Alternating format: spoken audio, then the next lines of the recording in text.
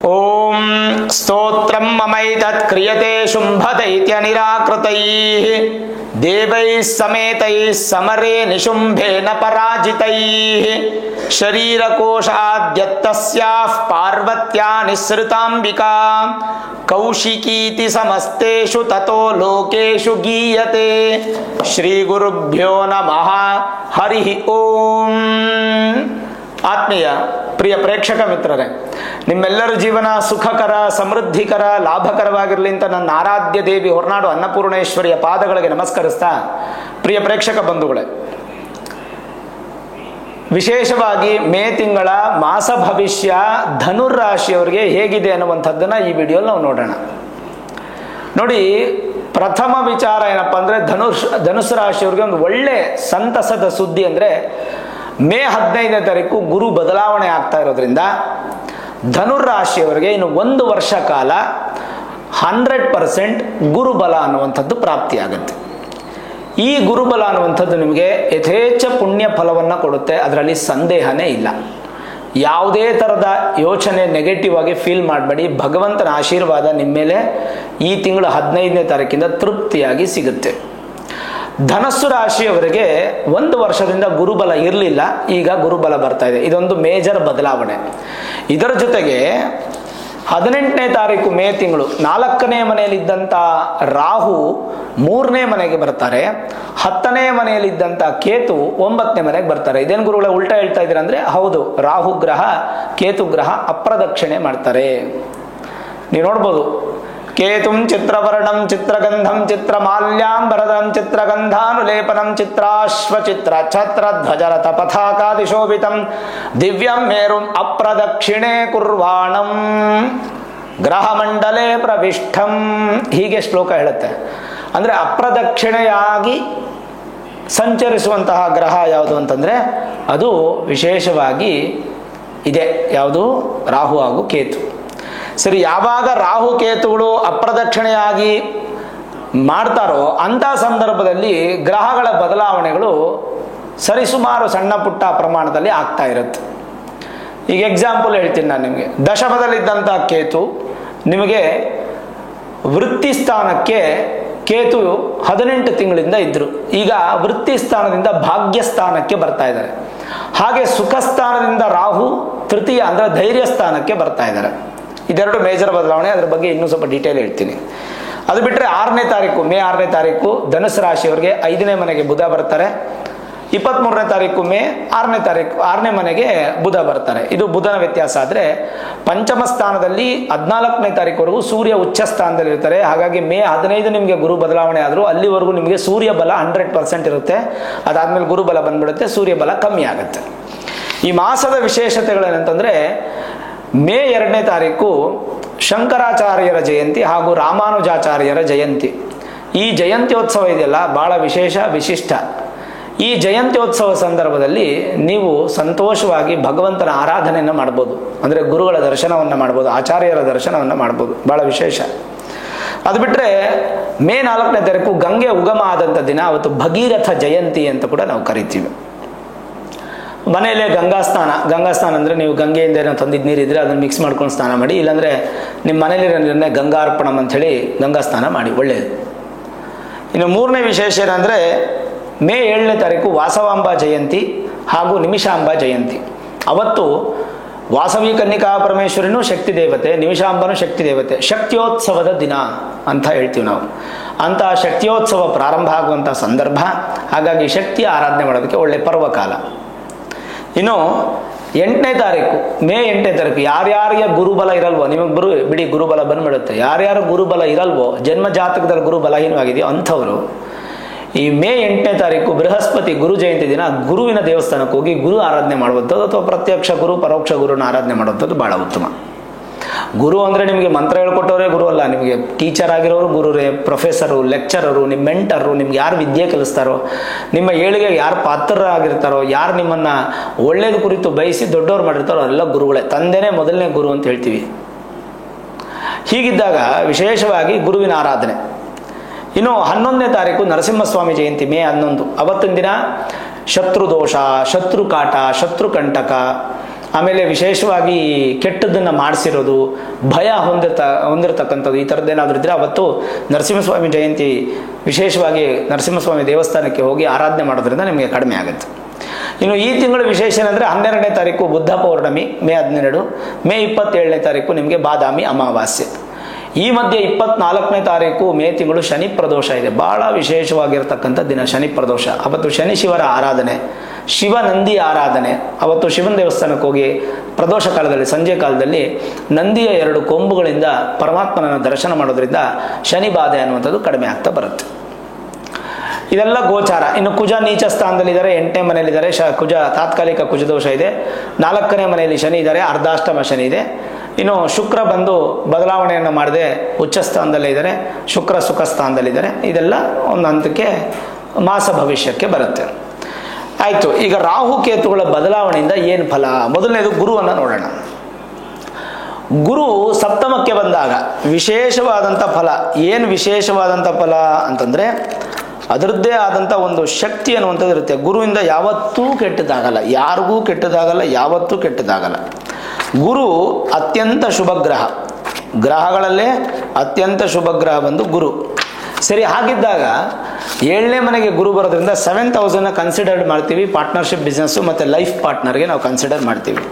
ಅಂದರೆ ಯಾರ್ಯಾರಿಗೆ ಧನುಸು ರಾಶಿಯವ್ರಿಗೆ ವಿವಾಹದಲ್ಲಿ ಅತ್ಯಂತ ವಿಳಂಬ ಆಗ್ತಾ ಇತ್ತು ಅಂಥವ್ರಿಗೆ ಈ ಮೇ 15ನೇ ತಾರೀಕು ನಂತರ ಸ್ವಲ್ಪ ಸ್ಪೀಡಪ್ ಆಗುತ್ತೆ, ತುಂಬ ಚೆನ್ನಾಗಾಗುತ್ತೆ, ಅನುಕೂಲ ಆಗುತ್ತೆ, ಬೇಗ ಬೇಗ ಹುಡುಗ ಹುಡುಗಿ ಸೆಟ್ ಆಗುತ್ತೆ, ನಿಮಗೆ ಭಗವಂತನ ಆಶೀರ್ವಾದ ಸಿಗುತ್ತೆ.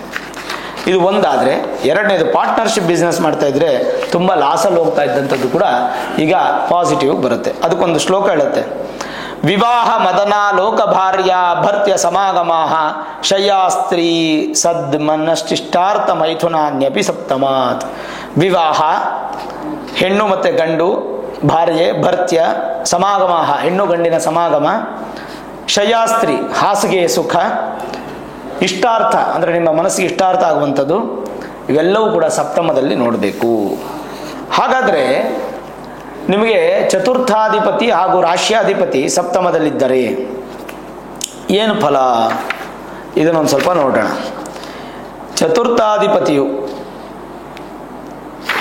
ಚತುರ್ಥಾಧಿಪತಿಯು ಸಪ್ತಮದಲ್ಲಿದ್ದಾಗ ವಿಶೇಷವಾದಂಥ ಫಲ ಏನು? ದುಃಖ ನಿವಾರಣ. ದುಃಖ ಅನ್ನೋದು ನಿವಾರಣೆ ಆಗುತ್ತೆ, ಕಲತ್ರ ಭಾವ ಬಲ ಆಗುತ್ತೆ, ಮೋಹಗಳು ಹೆಚ್ಚಾಗುತ್ತೆ, ಆಸೆಗಳು ಹೆಚ್ಚಾಗುತ್ತೆ, ಆಕರ್ಷಣೆ ಹೆಚ್ಚಾಗುತ್ತೆ, ಸ್ತ್ರೀ ಪುರುಷರು ಪರಸ್ಪರ ಆಕರ್ಷಣೆಗೊಳಗಾಗ್ತೀರ, ವಿಶೇಷವಾದ ಫಲವನ್ನು ಹೊಂದಬಹುದು.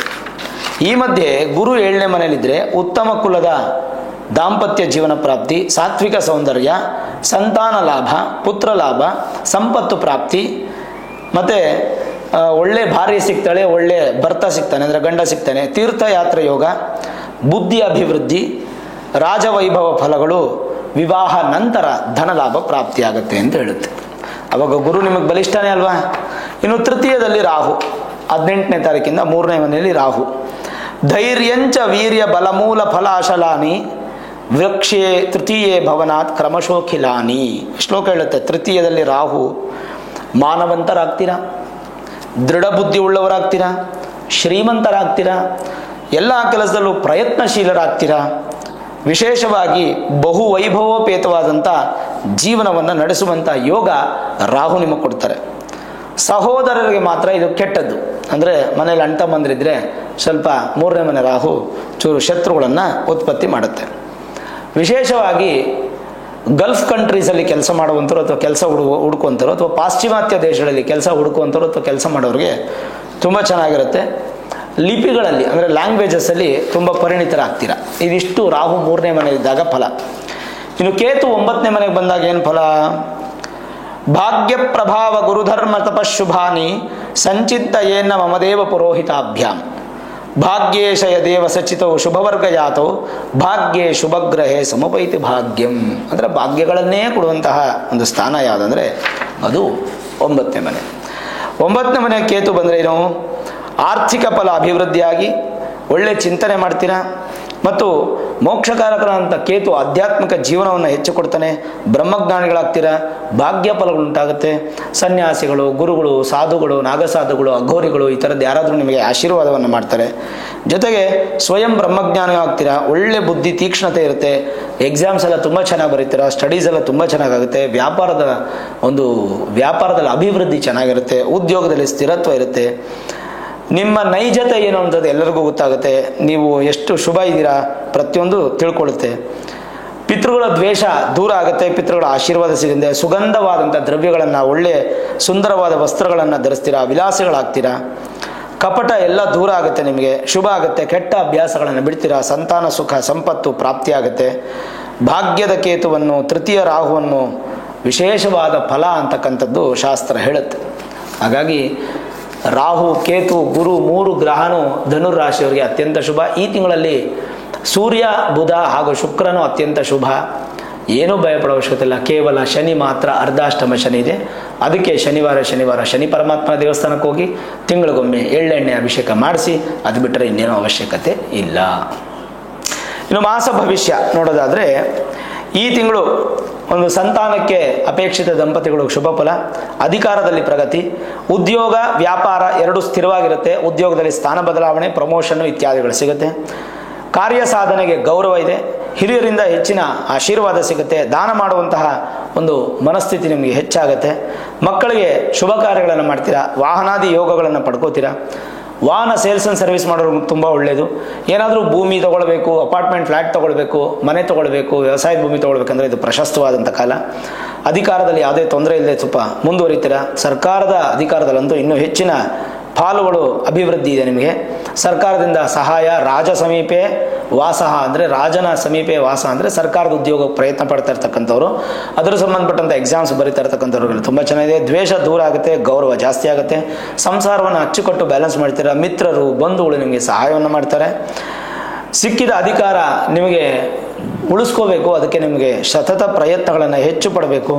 ಜೊತೆಗೆ ಕೆಲವೊಂದಿಷ್ಟು ಹೊಸ ವ್ಯಕ್ತಿಗಳ ಪರಿಚಯದಿಂದ ಮೋಸವಾಗುವಂಥ ಸಾಧ್ಯತೆ, ಎಸ್ಪೆಷಲಿ ಈ ಮೀಡಿಯೇಟರ್ಸ್ಗೆ ಪಾಪ ಈ ಭೂಮಿ ಸಂಬಂಧಪಟ್ಟಂಥ ವಿಚಾರದಲ್ಲಿ ಅಭಿವೃದ್ಧಿ ಇರಲ್ಲ. ನೀವು ಭೂಮಿ ಕೊಡಬೇಕಾದ್ರೆ ಜಾಗ್ರತೆಯಿಂದಿರಿ, ಮೋಸ ಹೋಗುವಂಥ ಸಾಧ್ಯತೆ ಅದೊಂದು ವಿಚಾರಕ್ಕೆ ನಾನು ಹೇಳ್ತೀನಿ. ವ್ಯಾಸಂಗಕ್ಕೆ ತಡೆ ಹಿಡಿಯೋಕ್ಕೆ ಹೋಗ್ಬಿಡಿ. ಅಂದ್ಕೊಂಡಿದ್ದನ್ನು ಸಾಧನೆ ಮಾಡೋಕ್ಕೆ ಮುನ್ನುಗ್ಬಿಡಿ. ಖಂಡಿತವಾಗ್ಲೂ ನೀವು ಹೋಗಿ ಪ್ರಯತ್ನ ಪಡಿ. ವಿದೇಶಕ್ಕೆ ಹೋಗೋದು, ಸ್ವದೇಶದಲ್ಲಿ ಓದೋದು ಪ್ರಯತ್ನ ಪಡಿ. ಖಂಡಿತ ನಿಮಗೆ ಸಕ್ಸಸ್ ಇದೆ. ಆರೋಗ್ಯದಲ್ಲಿ ಕೂಡ ಅಭಿವೃದ್ಧಿ ಇದೆ. 18ನೇ ತಾರೀಕುವರೆಗೂ ಒಂದು ಸ್ವಲ್ಪ ಆರೋಗ್ಯದಲ್ಲಿ ವ್ಯತ್ಯಾಸ ಇದೆ. ಅದಾದಮೇಲೆ ತುಂಬ ಚೆನ್ನಾಗಿದೆ. ವಾಸುದೇವ ಸ್ತೋತ್ರ ಅಂತ ಸಿಗುತ್ತೆ ನಿಮಗೆ ಯೂಟ್ಯೂಬಲ್ಲಿ. ಅದನ್ನು ನೀವು ದಿನ ಕೇಳುವಂಥದ್ದು ಭಾಳ ಒಳ್ಳೆಯದು. ಲಕ್ಷ್ಮಿ ಅನುಗ್ರಹ ನಿಮಗೆ ಪ್ರಾಪ್ತಿಯಾಗುತ್ತೆ. ವಿಶೇಷವಾಗಿ ಈ ವಾರ ಆದಾಯ ಹೆಚ್ಚು ನಿಮಗೆ ಸಿಗುತ್ತೆ. ಅಂದರೆ 18ನೇ ತಾರೀಕು ಅಂದರೆ ಒಂದು 2 ವಾರ ನಿಮಗೆ ಆದಾಯ ಹೆಚ್ಚು ಪ್ರಮಾಣ ಸಿಗುತ್ತೆ. ಅಲ್ಲಿವರೆಗೂ ಒಂದು ಸ್ವಲ್ಪ ಬ್ಯಾಲೆನ್ಸ್ ಆಗುತ್ತೆ. ಜೊತೆಗೆ ಕೆಲವೊಂದು ಸ್ಥಿತಿಗತಿಗಳಲ್ಲಿ ನಿಮ್ಮ ಸ್ಥಾನಗಳು ಬದಲಾವಣೆ ಆಗ್ಬೋದು. ಒಂದು ಹಂತಕ್ಕೇನಪ್ಪ ಅಂತಂದರೆ, ಗುರು, ರಾಹು, ಕೇತು ಈ 3 ಗ್ರಹದಿಂದ ಅತ್ಯಂತ ಶುಭವನ್ನು ಪಡಿತೀರಾ. ಧೈರ್ಯ, ಸಾಹಸ ಎಲ್ಲ ಚೆನ್ನಾಗಿರುತ್ತೆ. ಸ್ಪೋರ್ಟ್ಸಲ್ಲಿ ಇರ್ತಕ್ಕಂಥವ್ರಿಗೆ ಸಕ್ಸಸ್ ಆಗುತ್ತೆ. ಆಮೇಲೆ ವಿಶೇಷವಾಗಿ ನೀವು ಯಾವುದಾದ್ರೂ ಅಥ್ಲೆಟಿಗೆ ಸೇರ್ಕೋಬೇಕು, ಸ್ಪೋರ್ಟ್ಸಲ್ಲಿ ಚಾಂಪಿಯನ್ ಆಗಬೇಕು ಅಂದರೆ ಇದು ಪ್ರಶಸ್ತವಾದ ಸಮಯ ಕಾಲ. ಮತ್ತು ಜೊತೆಗೆ ನೀವು ಭಯಪಡದೆ ಮುನ್ನುಗ್ಗಬೇಕು. ಸ್ವಲ್ಪ ದುಡ್ಡು ಹೆಚ್ಚು ಖರ್ಚಾಗುತ್ತೆ ನಿಮಗೆ. ಆ ಖರ್ಚು ಕೂಡ ಒಳ್ಳೆಯದಕ್ಕೆ ಖರ್ಚಾಗುತ್ತೆ. ಚಿಂತೆ ಮಾಡೋದು ಬೇಡ. ಮನೇಲಿ ಶುಭ ಕಾರ್ಯ ಆಗುತ್ತೆ. ಮನೆ ಗೃಹ ಪ್ರವೇಶ ಮಾಡೋದು, ಮಗಳಿಗೆ ಮದುವೆ ಮಾಡೋದು, ಮಗನಿಗೆ ಮದುವೆ ಮಾಡೋದು, ಒಂದು ಭೂಮಿ ತೊಗೊಳ್ಳೋದು, ಶುಭ ಕಾರ್ಯಗಳಾಗುತ್ತೆ. ಈ ಎಲ್ಲ ಬಲ ನಿಮಗೆ ವಾಸುದೇವ ಸ್ತೋತ್ರ ಒಂದು ಕೇಳೋದ್ರಿಂದ ನಿಮಗೆ ಮತ್ತಷ್ಟು ಅನುಕೂಲ ಆಗಿ ಮೂಲ ಸೌಕರ್ಯಗಳು ನಿಮಗೆ ವೃದ್ಧಿ ಆಗುತ್ತೆ. ಜೊತೆಗೆ ಏನಾದರೂ ಫ್ಯೂಚರ್ ಪ್ಲ್ಯಾನನ್ನು ನೀವು ಮಾಡ್ಕೋತೀರಾ. ಮುಂದಕ್ಕೆ ಏನೇ ಸಮಸ್ಯೆಗಳಾದರೂ ಕೂಡ ಅದನ್ನು ಸರಿ ಮಾಡ್ಕೊಳ್ಳೋಕ್ಕೆ ಫ್ಯೂಚರ್ ಪ್ಲ್ಯಾನನ್ನು ಹೆಚ್ಚಾಗಿ ಮಾಡ್ತೀರಾ. ಆ ಫ್ಯೂಚರ್ ಪ್ಲ್ಯಾನ್ ಖಂಡಿತ ನಿಮ್ಗೆ ಬೇಕು. ರಾಹು ಕೇತುಗಳು ನಿಮ್ಗೆ ದೋಷ ಇಲ್ಲ, ಹಾಗಾಗಿ ಮಂತ್ರ ಅವಶ್ಯಕತೆ ಇಲ್ಲ. ಆದರೂ ಕೂಡ ನೀವು ಜಪ ಮಾಡಬೇಕು. ನಾನು ಮಂತ್ರ ಕೊಡ್ತೀನಿ, ಅದನ್ನು ಪ್ರತಿನಿತ್ಯ ಜಪ ಮಾಡ್ತಕ್ಕಂಥದ್ದು ಭಾಳ ಒಳ್ಳೆಯದು. 54 ಅಥವಾ 108 ಅಥವಾ 10 ನಿಮಿಷ ಪ್ರತಿನಿತ್ಯ ಜಪ ಮಾಡಿ. ಎಲ್ಲವೂ ಸರ್ವ ವಿಜಯ ಪ್ರಾಪ್ತಿಯಾಗುತ್ತೆ ನಿಮಗೆ. ಇದು ಬೀಜಾಕ್ಷರಿ. ಮೇ ತಿಂಗಳಿಗೆ ನಿಮಗೆ, ಮೇ ತಿಂಗಳಿಂದಲೇ 18 ತಿಂಗಳು ಇದನ್ನು ಜಪ ಮಾಡೋದಕ್ಕೆ ಧನುರಾಶಿಯವರಿಗೆ ಒಂದು ಒಳ್ಳೆಯದು. ಮಂತ್ರ ಹೀಗಿದೆ: ಓಂ ಐಂ ಕ್ರೋಂ ಸರ್ವ ವಿಜಯಾಯ ಓಂ.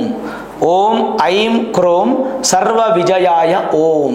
ಇದನ್ನ ಇನ್ನೊಂದ್ಸಲ ಹೇಳ್ತೀನಿ, ಬರೆದಿಟ್ಕೊಳ್ಳಿ.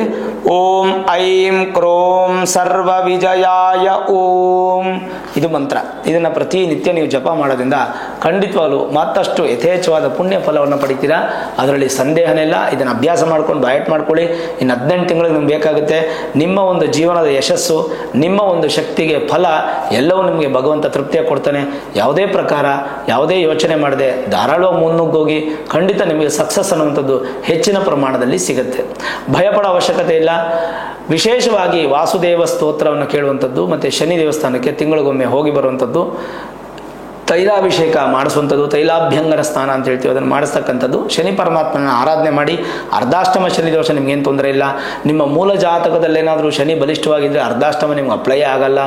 ಮೂಲ ಜಾತಕದಲ್ಲಿ ಗುರು ಚೆನ್ನಾಗಿದ್ರೆ ಗುರುಬಲ ಬರ್ತಾ ಇದೆ, ಮತ್ತಷ್ಟು ಅಭಿವೃದ್ಧಿ, ಗ್ರ್ಯಾಂಡ್ ಸಕ್ಸಸ್, 200% ಸಕ್ಸಸ್ ಆಗುತ್ತೆ.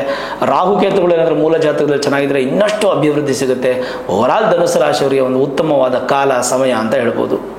ಹಾಗಾಗಿ ನಿಮ್ಮ ಮೂಲ ಜಾತಕವನ್ನು ಒಮ್ಮೆ ನುರಿತ ಜ್ಯೋತಿಷ್ಯರಿಗೆ ತೋರಿಸ್ಕೊಂಡು Vedic astrology, higher astrology predictions ಅನ್ನು ಮಾಡಿಕೊಂಡು ಬೇಕಾದ ಸುಲಭ ಪರಿಹಾರಗಳನ್ನು ಮಾಡಿಕೊಂಡು ಭಗವಂತನ ಆಶೀರ್ವಾದದಿಂದ ತೃಪ್ತಿಯಾದ ಜೀವನವನ್ನು ಕಳೀರಿ ಅನ್ನುವಂಥದ್ದೇ ನನ್ನ ಮೂಲ ಉದ್ದೇಶ. ನೋಡಿದ್ರಲ್ಲ ವೀಕ್ಷಕರೇ, ಧನುಸು ರಾಶಿಯವರ ಒಂದು ವಿಶೇಷವಾದಂಥ ಮೇ ತಿಂಗಳ ಮಾಸ ಭವಿಷ್ಯ. ಈ ವಿಡಿಯೋ ಇಷ್ಟ ಆಗಿದ್ರೆ ಲೈಕ್ ಮಾಡಿ, ಶೇರ್ ಮಾಡಿ, ಮುಖ್ಯವಾಗಿ ನಮ್ಮ ಚಾನಲ್ಗೆ ಸಬ್ಸ್ಕ್ರೈಬ್ ಮಾಡಿ, ಬೆಲ್ ಐಕಾನನ್ನು ಪ್ರೆಸ್ ಮಾಡಿ. ಪ್ರತಿನಿತ್ಯ ನಾನು ಪೂಜೆ ಮಾಡುವಂತಹ ನನ್ನ ಆರಾಧ್ಯ ದೇವಿ ಹೊರನಾಡು ಅನ್ನಪೂರ್ಣೇಶ್ವರಿಯ ಆಶೀರ್ವಾದ ಅನುಗ್ರಹ ಸದಾಕಾಲ ಮತ್ತೊಮ್ಮೆ ನಿಮ್ಗೆ ಸಿಗಲಿ ಅಂತ ಪ್ರಾರ್ಥನೆ ಮಾಡ್ತಾ, ಸರ್ವೇ ಜನಾಃ ಸುಖಿನೋ ಭವಂತು, ಸಮಸ್ತ ಸನ್ಮಂಗಳ ನಿಭವಂತು.